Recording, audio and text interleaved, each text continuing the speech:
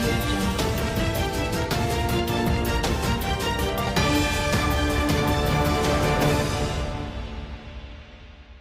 क्या कोई पत्नी अपने पति को प्रेमी के कारण ऐसी दर्दनाक मौत दे सकती है जिसकी कल्पना भी हमारे आपकी सोच से भी अधिक दर्दनाक हो। लेकिन आज जो कहानी हम आपके सामने ला रहे हैं उसमें एक पत्नी ने रिश्ते को तार तार करते हुए अपने प्रेमी के कारण अपने पति के मुंह में पहले फेविक्विक डाला और जब फेविक्विक ने असर दिखाया और पति जब तड़पने लगा तो इस निर्दयी पत्नी ने बचा फेविक्विक पति के नाक में डाल दिया। और ऐसा पत्नी ने सिर्फ अवैध रिश्ते को लेकर किया। अवैध रिश्ता हमेशा से अपराध माना जाता रहा है और यही हुआ इस कहानी में भी, जब एक पत्नी ने पति के अलावे एक दूसरे के साथ अवैध प्रेम की शुरुआत की तो बेचारे पति को जान से हाथ धोना पड़ा। मामला गया का है। प्रेम बहुत ही खूबसूरत अभिव्यक्ति है क्योंकि जगत के पालनहार भगवान ने ही प्रेम की रचना की और प्रेम को निष्ठावान माना।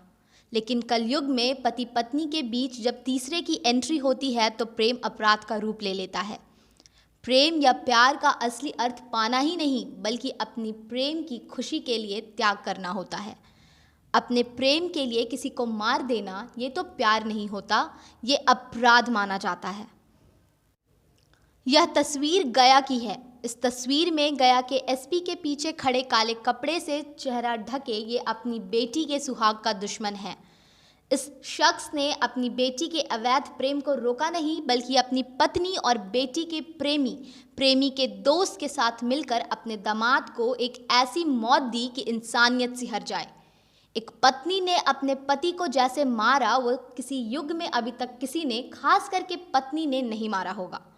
आपके रोंगटे खड़े हो जाएंगे इस हत्या की कहानी सुनकर। पुलिस के पूछताछ में पत्नी, जिसका नाम जूली है, ने बताया कि वो अपने कॉलेज के एक लड़के से प्यार करने लगी थी। जूली जियोलॉजी की छात्रा है। जूली गया के मुफस्सिल थाना क्षेत्र के बालाडी की रहने वाली है। जूली के पति ने कई बार प्रेमी के साथ अपनी पत्नी को रंगे हाथ पकड़ा था।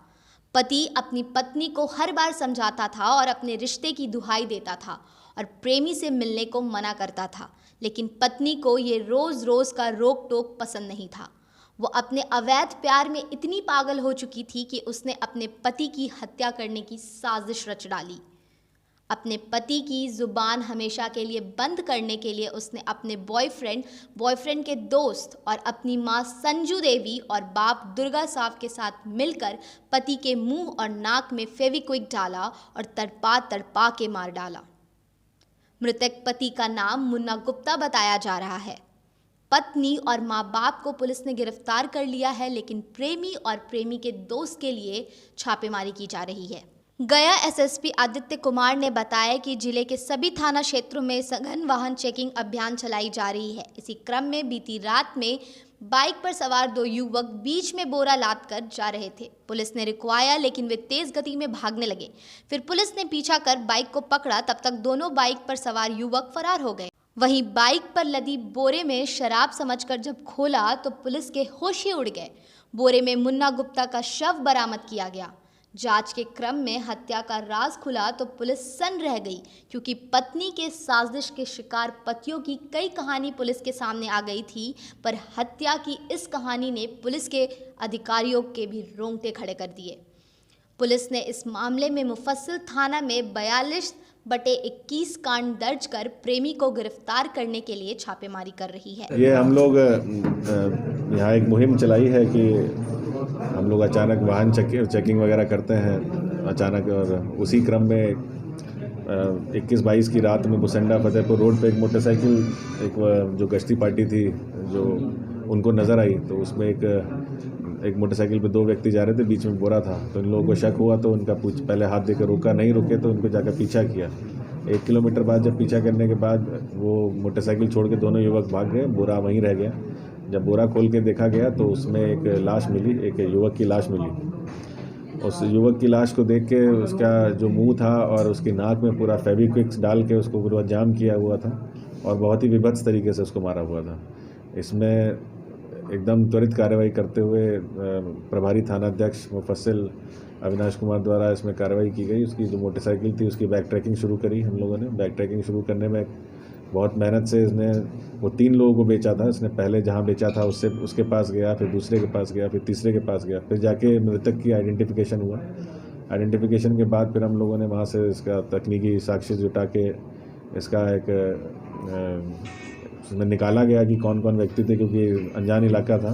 तो उस क्रम में पता चला कि जो मृतक था उसकी जो वाइफ है जूली, वही इसमें मेन करता धरता थी। बात ये है कि जो जूली है ये इसके अवैध संबंध एक दूसरे व्यक्ति से थे, जो उसके साथ ये ग्रेजुएट है लड़की, जो उसके साथ ग्रेजुएशन में पढ़ता था।